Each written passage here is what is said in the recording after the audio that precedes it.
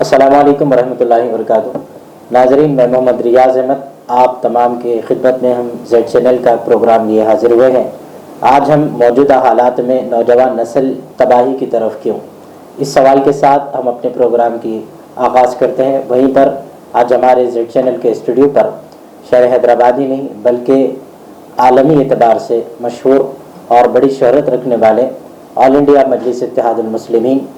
کے مجلسی کارپوریٹر نواب صاحب کنٹا علی جناب عبدالحنان صاحب ہمارے اسٹوڈیو پر موجود ہیں۔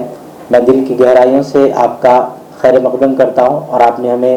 اپنا قیمتی وقت عنایت فرمایا، اس پر میں آپ کا شکر گزار ہوں۔ آج ہم جناب عبدالحنان صاحب سے ایک خاص مسئلے پر گفتگو کرنے جا رہے ہیں۔ مجلس اتحاد المسلمین کا تعلق صرف سیاسی جماعت سے نہیں بلکہ یہ ایک ایسی جماعت ہے جو سیاست کے ساتھ ساتھ مذہبی، سماجی اور انسانی حقوق پر اپنی گہری نظر رکھتی ہے اور انسانی مسائل پر وہ اپنی گفتگو کرنے پہ کافی مشہور ہے۔ تو یہ جو مسائل ہیں قتل کے روز مرہ سڑکوں پر، حالانکہ صدر مجلس نے بھی اپنے خطابات کے اندر بارہا اس کی طرف اشارہ دیا کہ پولیس محکمہ اس سلسلے میں چوکس رہے، لیکن اس کے باوجود پتہ نہیں کیا مسائل ہیں اور لوگوں کے دلوں سے قانون کا جو ہے خوف جاتا ہوا نظر آ رہا۔ تو آپ اپنی اس سلسلے میں کچھ رہبری فرمائیے ہمارے ناظرین کے لیے، کس طرح نوجوان اپنی زندگی گزاریں اور یہ قتل و غارت گری کے مسائل میں پولیس کا کیا کردار ہونا چاہیے۔ اعوذ باللہ من الشیطان الرجیم، بسم اللہ الرحمن الرحیم۔ آج میں آپ لوگوں کا بہت تہہ دل سے شکریہ ادا کرتا ہوں کہ آپ کے چینل زیڈ چینل کے اوپر مجھے بلا کر جو ہے عزت بخشی اور ایسے موضوع کے اوپر مجھے بات کرنے کا موقع دیا گیا جو آج کے حالات کے اوپر بہت جو ہے گہرا اثر پڑتے جا رہا ہے اس دنیا کے اندر۔ آج ہم تمام نوجوان طبقہ خاص طور سے جو ہے نا یہ معیشت کے اندر جو ہے گانجا، شراب اور جیسے نیٹرویٹ جیسے گولیوں کے اندر ملوث ہو کر آپ اپنا ہی وقت برباد کرتے، اپنا ہی زندگی کو برباد کرنے کے ساتھ ساتھ میں جو اپنے ماں باپ کو سہارا بننا چاہیے، اگر شادی ہونے کے بعد اپنی اولاد کے لیے تربیت، اچھی تعلیم دلانے کا جو موقع ہے، آپ لوگ ان نشاور چیزیں لے کر اپنی زندگیوں کو تباہ کر رہے ہیں۔ اور یہ تباہی کے خاص طور سے کیونکہ یہ گانجا وغیرہ جب آدمی پینے کے بعد میں اپنے ہوش و حواس میں نہیں رہتا، سامنے ایک جو اس کے اندر خاص عادت یہ ہے، اس کی ایک ایسی عادت ہے کہ اگر آدمی ایک وقت اس میں ملوث ہو گیا تو دن بدن یہ ساتھ میں پیتے رہے گا، اس کے اندر ملوث دھستے چلے جائے گا۔ اس کی ہی وجہ ہے کہ آج شہر حیدرآباد کے اندر جگہ جگہ کے پر اور ہمارے یہاں صدر محترم بیرسٹر اسد الدین اویسی صاحب، ہمارے قائد مقررہ اکبر الدین اویسی صاحب بارہا مرتبہ عوام الناس کو بھی یہ بار بار یہ کہہ رہے ہیں کہ یہ لعنت سے دور رہیے، اور محکمہ پولیس کو بھی یہ انتباہ دے رہے ہیں کہ اس کو آپ لوگ کنٹرول کیجئے، آپ کو کنٹرول کیجئے۔ اگر پوچھ رہے ہیں کہ یہ گانجا کہاں سے ملتا ہے، وہ اس تعلق سے آپ لوگ تحقیقات کیجئے۔ اگر پولیس محکمہ، کیونکہ ایک آسان طریقہ ہے کہ ریورس ایک آدمی گانجا ایک جگہ سے خریدا پیتے ہوا اگر وہ آدمی رنگے ہاتھ پکڑا گیا اگر گانجا، تو اس سے یہ تحقیقات میں یہ معلوم کر سکتے ہیں کہ وہ گانجا کہاں سے خریدا، انہیں کہاں سے خریدا۔ یہ چینل پکڑ کر جہاں پر گانجا فروخت کرنے کے ذریعے ہے وہاں پر جا کر پولیس ان کو پکڑ کر ان کے اوپر کیسز درج کر سکتی ہے۔ اور جو بچے خاص طور سے یہاں پر اپنے جو گانجے کے نشے کے عادی ہوتے چلے جا رہے ہیں، یہ 15-16 سال کی عمر سے لے کے 30-35 سال کی عمر تک کے لوگ زیادہ اس کے اندر ملوث ہو رہے ہیں۔ پولیس محکمے والوں کو جو علاقے کے اندر جو لوگ رہتے ہیں وہ لوگ کمپلینٹ کر رہے ہیں کہ ہمارے یہاں پر ایک نیا ٹرینڈ پیدا ہو گیا ہمارے علاقوں کے اندر کہ شام ہوتے ہی 12 بجتے جو ہے پارٹیاں کا مسئلہ، برتھ ڈے پارٹی، اس کی برتھ ڈے پارٹی، اس کی برتھ ڈے پارٹی، تھوڑے مخصوص علاقے ہیں، وہ علاقے تھوڑے قبرستانوں کے جہاں پہ عام آدمی جو ہے جاتا نہیں، اس علاقوں کے اندر،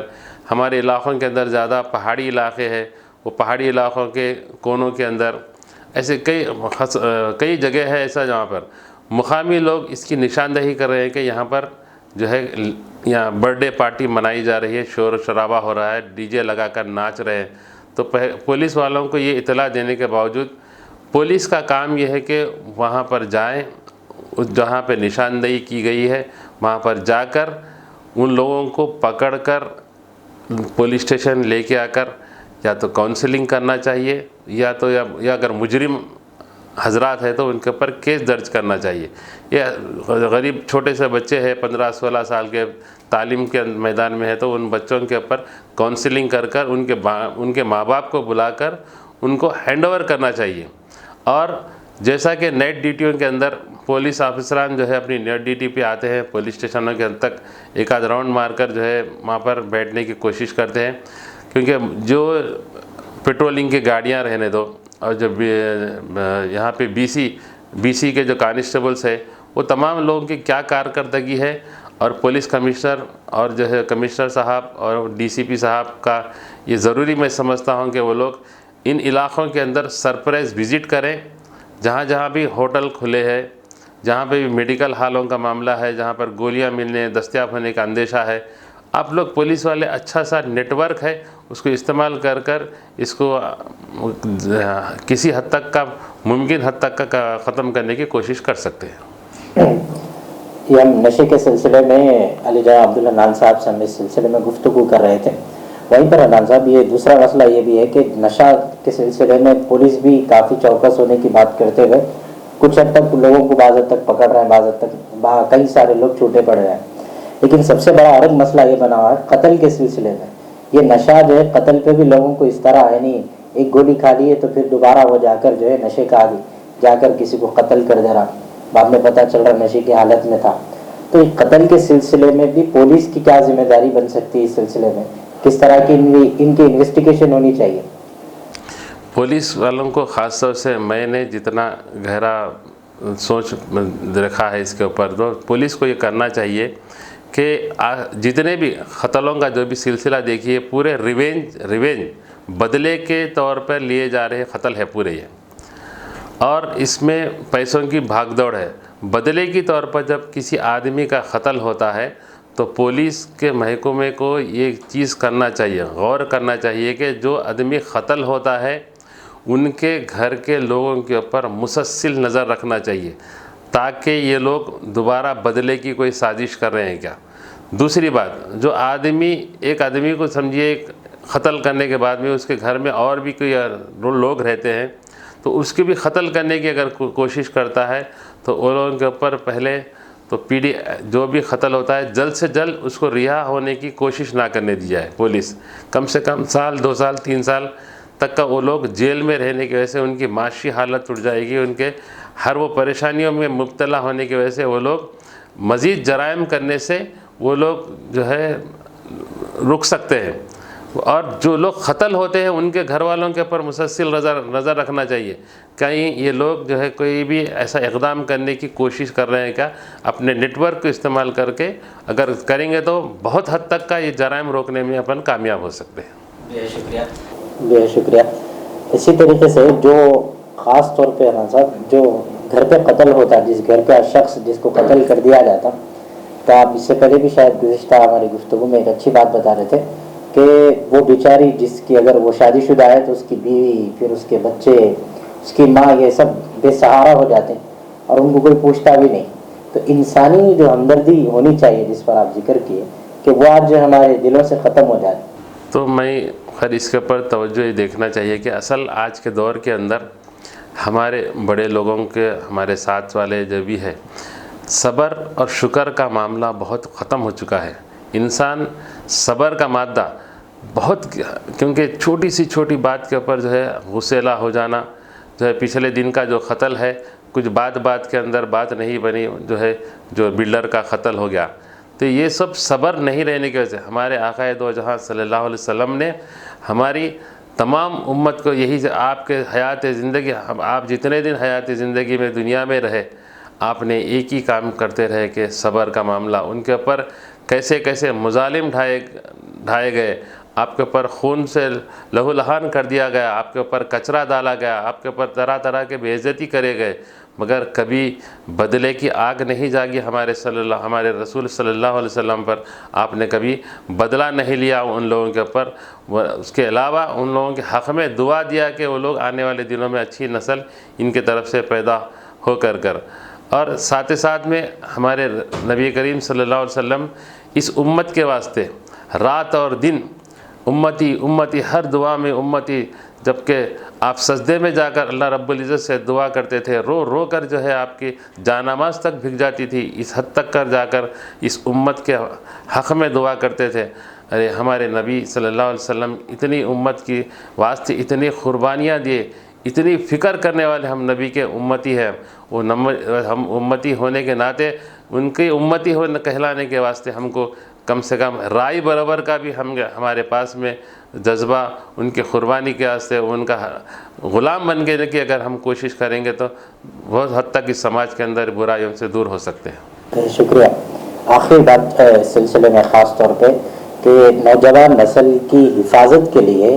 ان کے والدین کیا کر سکتے ہیں، ہم کس طرح کا ان کے ساتھ بچوں کے لیے ان کی کیسی فکر ہونا چاہیے، اور علماء دین خاص طور پہ کیونکہ ہم پورے ویک کے اندر ایک جمعہ کا ایسا خاص موقع ہوتا، اس موقع پہ جو ہے نوجوان نسل کافی تعداد میں لوگ عام نمازیں تو نہیں پڑھنے مگر جمعہ میں تو آ جاتے، اور جمعہ میں خطیب کے بیان کی بھی ذمہ داری ہوتی. تو میں آپ کے ذریعے سے گزارش کرنا چاہوں گا، آپ اس سلسلے میں تھوڑی علماء کی کیا ذمہ داری ہونا چاہیے، خطیبوں کی اور والدین کی. اور بہت حد تک کا جو ہے الحمدللہ ہمارے علماء دین جو ہے نا، اس آج ہم حیدرآباد کے بلکہ ساری دنیا کے اندر علماء دین کا بہت بڑا کام ہے آج، کیونکہ ہمارے بچپنے میں ہم نمازیوں کو مسجدوں کے اندر دیکھا جاتا ہے کہ ایک صف بھی جو ہے برابر نہیں رہتی تھی، مگر آج اس علماء دین کی ہی وجہ سے آج ہم لوگوں نے جگہ جگہ پر ہر جو ہے بستی کے اندر 4 5 مساجد اور اس کے اندر ہمارے جو ہے مصلی آج نظر آ رہے ہیں علماء دین کی طرف سے. ساتھ ہی ساتھ میں علماء دین سے یہ ادباً گزارش کرنا چاہتا ہوں، آپ لوگوں نے بہت کام کرتے ہیں، آپ کا ہر لحاظ سے ہم ادب کرتے ہیں، ادب کرنا چاہیے، ادب کر رہے ہیں، مگر ان لوگوں کے اندر ایک جذبہ پیدا کرنے کی ضرورت ہے. ہمارے عالموں کو جب جمعہ کا خطبہ ہوتا ہے، وہ خطبے کے اندر یہ بیان کرنے کی ضرورت ہے. میں یہ سمجھتا ہوں کہ ہمارے دین میں جب نبی کریم صلی اللہ علیہ وسلم کے دور میں ہمارے صحابی رسولوں نے جس طریقہ کار سے ہم آج الحمدللہ بحیثیت مسلمان گھرانے میں مسلمان ماں باپ کے بچے ہم مسلمان کی حیثیت سے پیدا ہوئے، مگر اس زمانے ہمارے صحابی رسولوں نے اسلام کو قبول کرتے ہوئے اس دین اسلام کے لیے ان کے خود جان کے نذرانے پیش کر دیے، ان کے اولادوں کو شہادتوں کو قبول کیا، ان کے بیوی بچوں کو جو ہے اس دین کے واسطے قربان کر دیا، اپنے مال کو اپنے تمام مال کو تو ہے دین کے واسطے قربان کر دیا. تو ہمارے علماء دین کو یہ کرنا چاہیے کہ ہم اس زمانے میں ایک جہاں پر بھی جب جنگ ہوا کرتی تھی تو ہمارے صحابی رسولوں نے جس طریقہ کار سے یہ تمام چیزیں کرتے تھے، اس کو ہم لوگوں کے اندر ہمارے بچوں کے اندر یہ جذبات اگر جگائیں گے، کیونکہ ہر مسلمان ایک بہترین لڑکے ہوتے ہیں، ان کے اندر احساس جگانے کی ضرورت ہے. تو ہمارے علماء دین اگر یہ احساس جگانے میں اگر کامیاب ہوئیں گے تو انشاءاللہ تعالی یہ ہماری نسلیں آنے والے دنوں میں اس قوم اور ملت کے لیے بہت بڑا اثاثہ بنیں گی انشاءاللہ تعالی. بہت شکریہ. تعلیم کے سلسلے میں ایک آخری مسئلے پہ کہ بچوں کی تعلیم اگر ہو جائے گی، جنرلی جرائم کے سلسلے میں بڑوں کا یہی کہنا ہے کہ اگر تعلیم ہو گئی تو وہ کوئی جرائم میں مبتلا نہیں ہوتا انسان. تو جنرلی یہی بتایا جاتا ہے کہ یہ جتنے لوگ ہیں یہ قتل یا پھر دوسرے جرائم میں ملوث ہونے والے وہ غیر تعلیم یافتہ ہوتے ہیں. نہیں، ایسا کچھ نہیں ہے، کیونکہ آج جو ہے جرائم کئی قسم کے جرائم ہو گئے. بہت بڑے تعلیم یافتہ لوگ بھی جو ہے نا سائبر کرائمز آج جو ہے نا کرمنل جو اتنے بڑھ چکے ہیں سائبر کرائمز کے اندر، روزانہ ہم لوگ دیکھ رہے ہیں یہ تمام لوگ تعلیم یافتہ لوگ ہی جو ہے جو سائبر کرائم میں مبتلا ہے، کہ بینکوں کے معاملات رہنے دو، جو ہیک کر بینک کے اکاؤنٹس کا سیز کر کھا جانا، یا بڑے بڑے لوگوں کو ڈبا دینا، یہ تمام چیزیں جو ہے اس کی وجہ سے کر رہے ہیں. مگر اصل وجہ یہ ہے ہم یہ چیز کو بھول گئے ہیں کہ ہمارے اللہ رب العزت کی اللہ کے رسول صلی اللہ علیہ وسلم کی، اللہ کی کتاب کی، ہمارے والدین کی جس دن ادب کرنا ہم لوگ سیکھ جائیں گے تو اس دن جو ہے ہماری قوم کے اندر بہت بڑا انقلاب آئے گا۔ اللہ رب العزت کا ہم کیسا ادب کرنا چاہیے، اللہ کے بتائے ہوئے قانون، ان کا دیا ہوا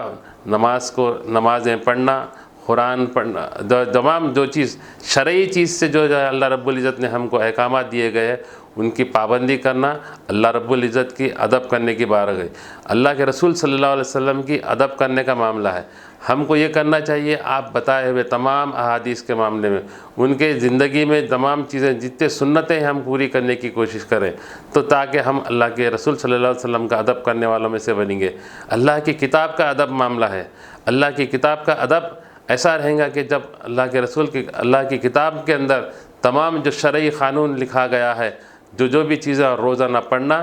اور جو ہے اس کا ترجمے کے ساتھ اگر پڑھیں گے، روزانہ ایک سطر بھی اگر پڑھیں گے تو وہ قرآن کی ہم عظمت اور جو ہے اور اس کا ادب کرنے والے بنیں گے۔ ساتھ میں والدین کا ادب کرنے والے جب بنیں گے ہم لوگ کہ والدین جو کہا گیا، ہمارے والدین ہمارے لیے اتنا بڑا اثاثہ ہے۔ اللہ رب العزت نے کہا کہ ایک مرتبہ اللہ کے رسول صلی اللہ علیہ وسلم نے کہا کہ ایک مرتبہ اپنے والدین کو مسکرا کے دیکھیں گے تو اپنے کو ایک مقبول حج کا ثواب دیا گیا ہے۔ ایسے بڑے رتبہ رکھنے والے ہمارے والدین کو جو ہے ہم فراموش کرنے کی طرف جا رہے ہیں۔ اگر ان کا ادب، ان کی کہی ہوئی بات ہم مانیں گے، کیونکہ ہر والدہ اپنے بچوں کو اپنے اونچے درجات پہ رکھنا چاہتے ہیں، اپنے آپ پہ بہت ترقی